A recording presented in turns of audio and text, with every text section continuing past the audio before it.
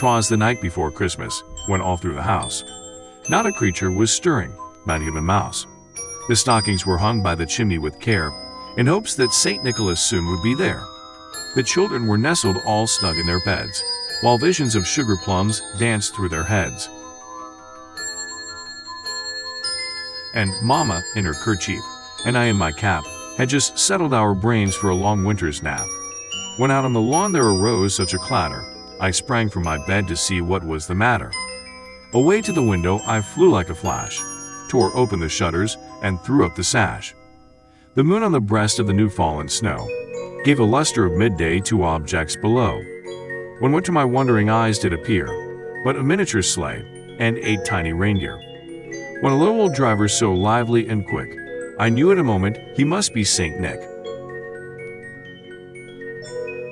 More rapid than eagles his coursers they came, and he whistled and shouted and called them by name. Now Dasher, now Dancer, now Prancer and Vixen, on Comet, on Cupid, on Donder and Blitzen, to the top of the porch, to the top of the wall.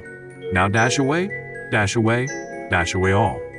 As leaves that before the wild hurricane fly, when they meet with an obstacle, mount to the sky, so up to the housetop the coursers they flew, with the sleigh full of toys and St. Nicholas too. And then in a twinkling, I heard on the roof the prancing and pawing of each little hoof. As I drew in my head, and was turning around, down the chimney St. Nicholas came with a bound. He was dressed all in fur, from his head to his foot, and his clothes were all tarnished with ashes and soot. A bundle of toys he had flung on his back, and he looked like a peddler just opening his pack. His eyes, how they twinkled. His dimples, how merry. His cheeks were like roses, his nose like a cherry. His droll little mouth was drawn up like a bow, and the beard on his chin was as white as the snow. The stump of a pipe he held tight in his teeth, and the smoke it encircled his head like a wreath. He had a broad face and a round little belly that shook when he laughed, like a bowl full of jelly. He was chubby and plump, a right jolly old elf, and I laughed when I saw him in spite of myself.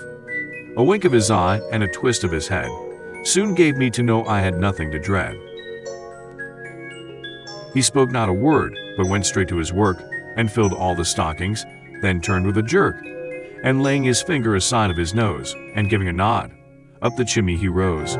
He sprang to his sleigh, to his team gave a whistle, and away they all flew like the down of a thistle. But I heard him exclaim ere he drove out of sight, "Happy Christmas to all, and to all a good night."